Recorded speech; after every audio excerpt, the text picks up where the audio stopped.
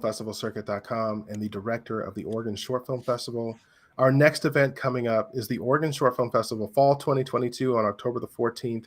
We screen all kinds of films, from music videos to drama to horror films to you name it, comedy, dark comedy.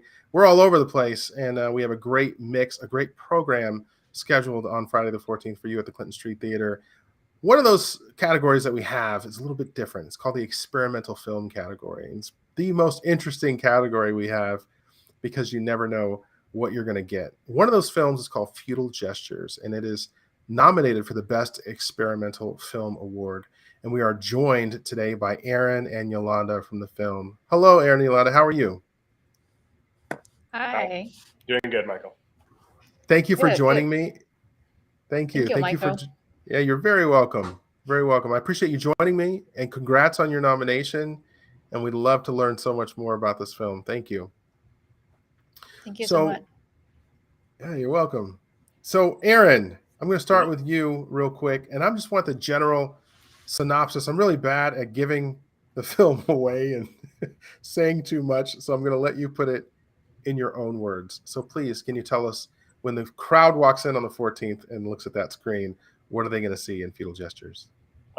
Sure. So for us, Futile Gestures was a multi-part project, and we started by creating a dance performance for two dancers, which Yolanda was the director of. We also had two musicians performing, and the dance performance lasted about 25 minutes. And what made it different from most dance performances is that part of the performance was also a crowd of 75 people drawing the dancers, both on the main floor where the dancers were and then up above in a balcony space.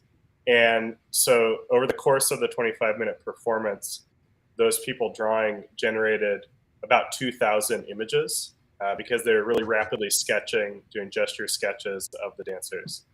The second phase of the project was to do an art installation using both the drawn imagery, the dancers, the music, and then projection of both live dance footage and animated footage that was created by using all of those frames that were generated at the performance.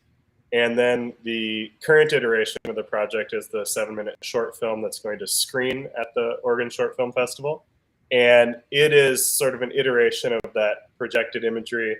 It's a film that's almost completely split in half between live dance footage, which is of the dancers doing sort of a dance film version. It's not a recording of the performance. It's them using the movements in a more guided and directed way in a space. And then the other half of the screen is that animated footage, which again, it's a lot like what we think of as hand-drawn animation, which is drawn frame by frame, but it was not drawn by people who saw the previous frames or the frames that would come after theirs. It was totally kind of disparately drawn and then assembled back together, kind of as a way of fracturing out the time of the dance and then recreating motion from all those fractured still images. Very cool. Well, you've got something. I'm going to go to you next, Yolanda. You've got something here that's very creative. It's taken a different path than any film, not in this not just in this season of the Oregon Short Film Festival, but this is very unique, really, in our festival period. What inspired you when you were creating this project? Like, where did this creative energy and this idea come from? It's really fascinating that I work with Aaron as being the animator, because like I always interests were wondering, okay, how my choreography looks like from 3-dimensional into 2-dimensional. So yeah, and so with this opportunity, like work with Aaron, just at first, like Aaron came to me and it's just see, hey, let's I really like, because like we met in one of my show at the beginning of last October, and yes, and then we just met briefly during the reception, and then Aaron talked about this. Okay, I want to do this film. I want to do this collaboration project. I was like, sure, that sounds really cool. I really want to work with animators, experimental and animator. So then we talk about it, and and during that time, it's kind of like it's the first time I entered to public or getting with people after pandemic. That was a serious time. So, and I felt a lot during the quarantine. So, yeah, and then I just like I have this two dancer, one dancer and one actor. I choreograph them based on their own physicality, and also the way they talk. Like, okay, so like we start with this conversation. I ask them, okay, what do you do? What do you do during the pandemic? How do you feel? And like surprisingly, they gave me two absolutely different direction of answers. One is like some more like it's kind of like it's being numb or like being lost during those time. Kind of like he was like, okay, I feel like I'm being waiting for something, but I don't know when's the end. And the other person, he was like, actually, I really appreciate this time for me, just like getting more time for me, just like having this conversation deeply with myself, which is I don't usually have. Okay. So yeah, yeah. Interesting. Very, very interesting. During the process of making this, I'm going to go to you next, Aaron. Sure. What did you, I feel like every film project is a little bit of film school, and it sounds like you were really pushing the boundaries on a lot of creative things. What did you learn from this production that maybe will help you with future productions? Well, like Yolanda was saying, so much of the project was about conversation and dialogue, both explicitly. That was one of the underlying themes of the dance performance, and also just through the way it was created. We spent so much time at the beginning just talking before we were doing the practical work of Yolanda putting choreography together or me eventually animating.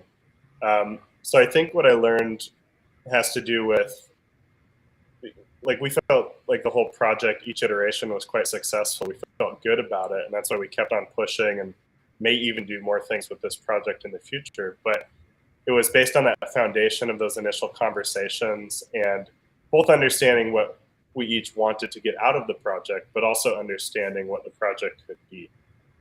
So yeah, I think it was about that importance of building trust and shared ideas through conversation before even doing sort of the nuts and bolts practical work of making the art. What did you learn from this collaboration, Yolanda? It seems like this was a little bit different from what you normally do. What did you learn from this process?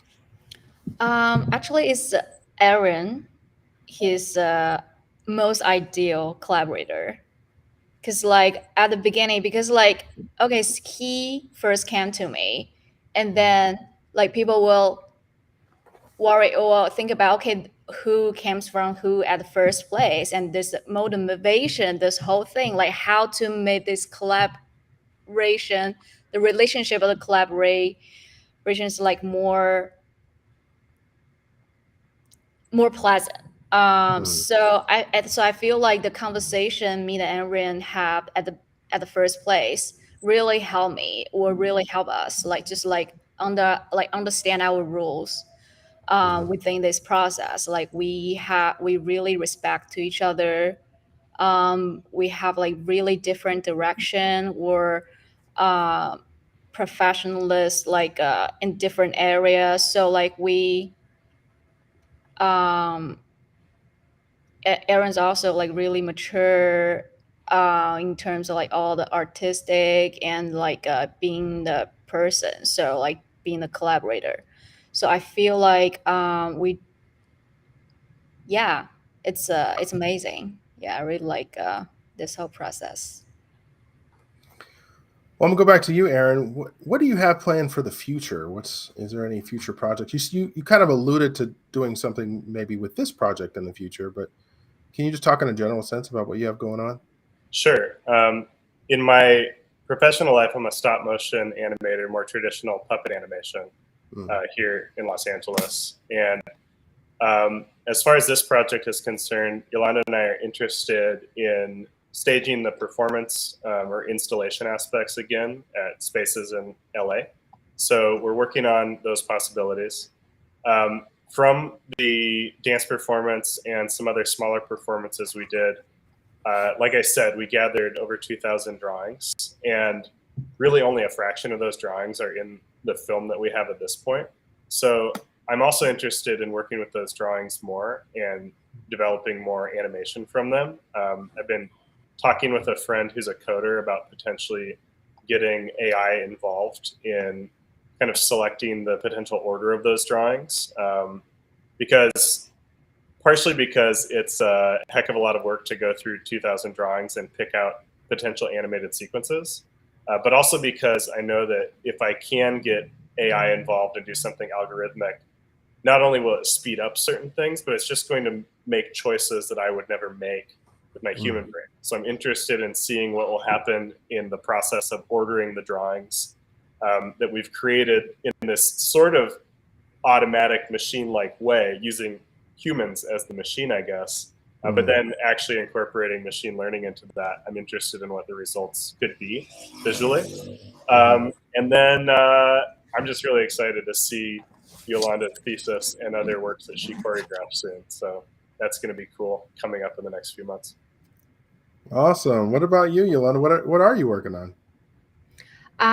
Right now, I'm working on my thesis, which is gonna come up on October 20th and 21st. It's a theatrical movement piece. So, like, actually, I found my interest after this, after Future and Gesture, while I was working with actors. So, yeah, I felt like instead of like, okay, I choreographed everything for them, I have like I'm more interested to see, okay, how I direct them, what guide them, and they and excited to see how they can offer what they can offer. So it's yeah. So like I kind of like change my direction in terms of like choreograph or direct. There's a fine line between them for sure. So yeah, and also I'm really excited to see how Film and Gesture, because we are definitely planning on several ongoing activities and gallery thing, and we'll like put them in the both, like just change different environment, and then to see how the chemistry like come out from the different landscape and the environment. Yes. All right. Exciting times. It sounds like this is a great partnership here. I appreciate your time. I appreciate you taking time to sit down with me and talk about this. I think that the crowd at Clinton Street Theater on October 14th is really going to be in for a treat. And your work really makes us look good for selecting it. So thank you so much. And again, I appreciate you. Is there anything else that either of you, also can start with you, Aaron? Did you want to add anything? Well, thank you to you, Michael, for the good questions and taking the time with us, and to the whole team at the Oregon Short Film Festival and the judges for selecting us and making us a finalist for an award. We hugely appreciate that. And Yolanda said she liked collaborating with me, so I just want to say I love collaborating with Yolanda and appreciate her openness, honesty, and just willingness to try things. Awesome. Yeah. Yeah, thank you, Michael, for your patience and your enthusiastic, and also like we really appreciate this opportunity. Like we get a select into this film festival. Yeah, Thank you. and I'm really Thank excited you. to see how it's gonna screen now. Yeah. Well, I hope to see you there. But Hopefully. if you don't have an opportunity to make it this year, you can always defer until the next year if the date works better for you. But the out of body experience of experiencing the film festival live and in the audience and with everyone else there and seeing it on the screen, it's very special for filmmakers. And I know it's a difficult time in the world right now to travel and do those things, but if you have the opportunity, we'd love to have you. So if between now and the festival you feel like you want to change the schedule, just let me know. Okay. Cool. Absolutely. Great. Thank you so much. Have a good one.